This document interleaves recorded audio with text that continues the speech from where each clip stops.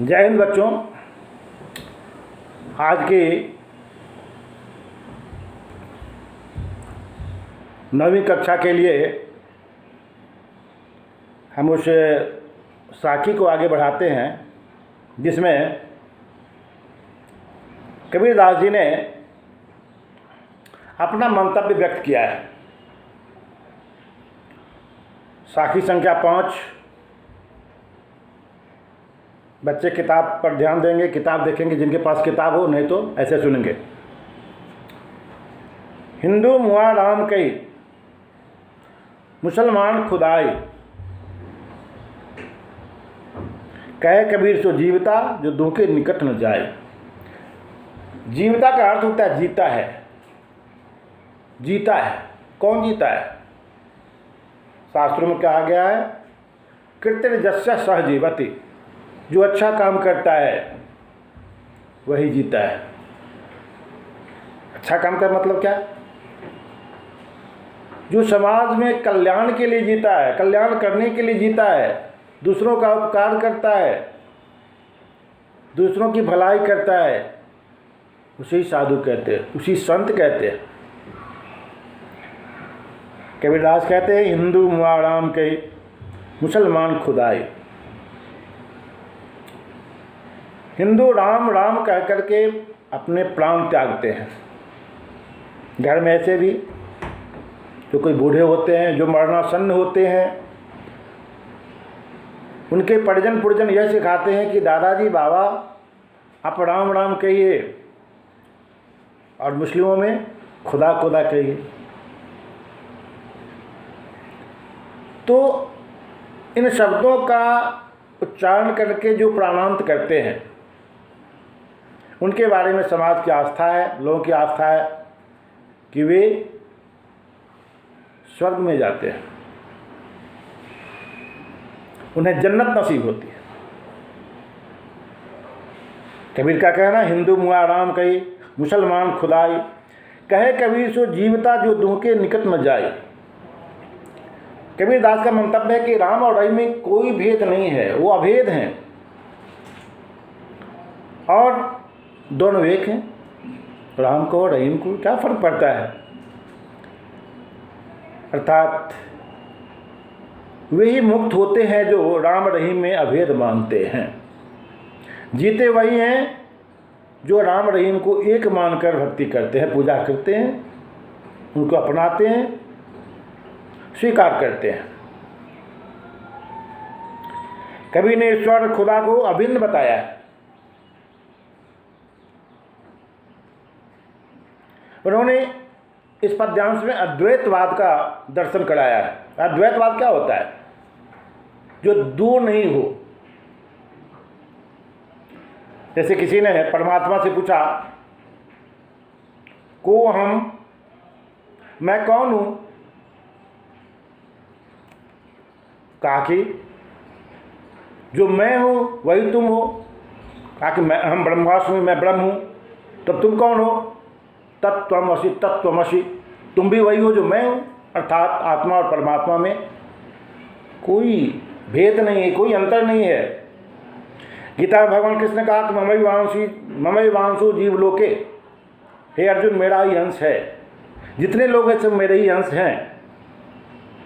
तुलसीदास ने कहा कि ईश्वर अंश जीव अविनाशी, चेतन अमल सहज सुख राशि, सो माया बस रहे भुलाने, बधे कीट मरकट के नहीं। कबीर के कहने का मंतव्य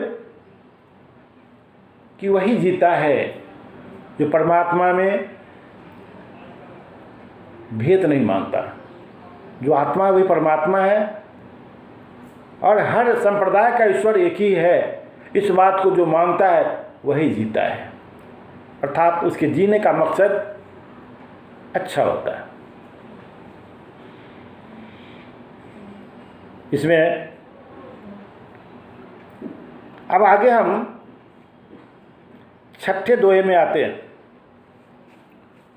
यहाँ भी अद्वैतवाद के दर्शन है। कावा फिर काशी भया रामी भया रहीम।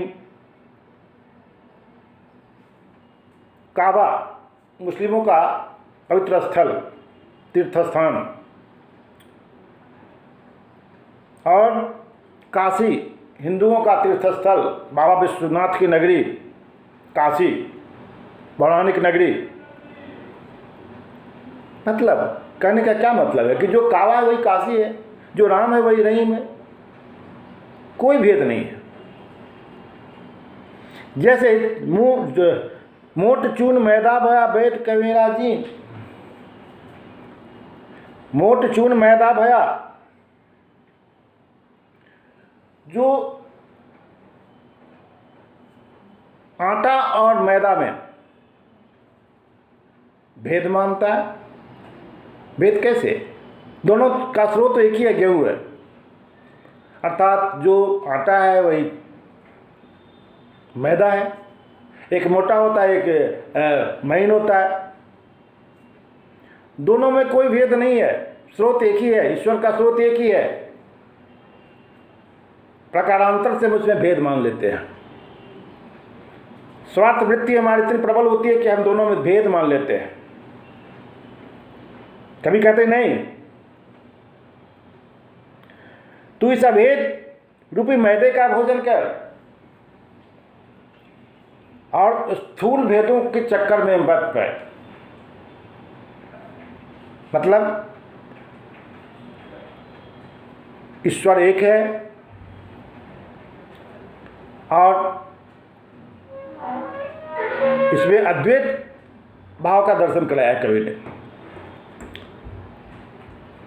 पूरे दोहे का सारांश यह है कि जो राम है वही रहीम है, जो मक्का है वही काशी है। आटा और मैदे में केवल नाम का भेद है, दोनों एक ही है, दोनों का स्रोत एक ही है। इसलिए अभेद मत मान, दोनों एक ही है। और इस पद्यांश में कवि ने अद्वैत तत्व पर जोर दिया है। अद्वैत, उन्होंने राम रहीम काबा काशी में अभेद बतलाया है। अब इस अंतिम पाठांश में, काव्यांश में, जिसे साखी कहते हैं कबीर के अनुसार, इसे देखें। ऊंचे कुल का जन्मिया जो करनी ऊंच न होए। कभी कहते हैं ऊंचे कुल में जन्म लेने से कोई ऊंचा नहीं होता है। अगर उसकी करनी, उसका कर्तव्य, उसका कर्म अच्छा नहीं है तो अच्छा नहीं माना जाता। संस्कृत में एक श्लोक है कि मणि से शोभित सांप भी भयानक होता है। दुर्जना परिहर्तव्यो विद्यालंकृत कृतो पिसना मणिना भूषिता सर्पो किमसौ न भयंकर। अर्थात मणि से आभूषित सर्प भयानक ही होता है। वह सर्प ही होता है, चाहे उसके मुख में मणि ही क्यों ना, उसके सिर पर मणि ही क्यों ना, वह भयानक ही होता है। ऊंचे कुल में जन्म लेने से कोई ऊंचा नहीं होता। ऊंचा वह होता है जो अच्छा कर्म करता है। अंग्रेजी में एक कहावत है, handsome is that handsome does. सुंदर वही है जो सुंदर करता, आचरण सुंदर हो। तुलसीदास ने मानस में लिखा, सुंदरता का सुंदर कड़ई, सुंदर वही है जो सुंदर करता है। कबीर का मंतव्य कि ऊंचे कुल में जन्म लेने से कोई ऊंचा नहीं होता है। अगर उसकी करनी, उसका कर्तव्य, उसका अगर काम अच्छा नहीं होता है। एक दृष्टांत दिया है, कैसे? तो सुवर्ण कलश सुरा भरा साधु निंदा सोए। सोने के कलश में अगर मदिरा भरी हुई हो, शराब भरी हुई हो, तो क्या साधु लोग उसे अच्छा कहेंगे, यद्यपि वह सोने के कलश में है? क्यों? शराब में जो अवगुण है, उसके अवगुण को सोने का कलश दूर नहीं कर सकता। सुवर्ण कलश सुरा भरा, सुरा भरा में अंत्यानुप्रास है। साधु निंदा सोए, साधु उसकी निंदा करते, सज्जन उसकी निंदा ही करेंगे, चाहे सोने के कलश में मदिरा ही क्यों न भरी हो। उसी प्रकार अच्छे कुल में जन्म लेने से कोई इच्छा नहीं होता है। अच्छा वह होता है जो अच्छा आचरण करता है। इसमें कवि ने अहंकार से बचने का संदेश दिया है। दृष्टांत अलंकार है, उदाहरण अलंकार है, सदुक्री भाषा का प्रयोग किया गया है। बच्चों, आज हम इस पद्यांश को, इस साखी को यहीं समाप्त करते हैं। अगली कक्षा में फिर से हम कबीर के पद पर हम विवेचन करेंगे। तब तक के लिए धन्यवाद। जय हिंद।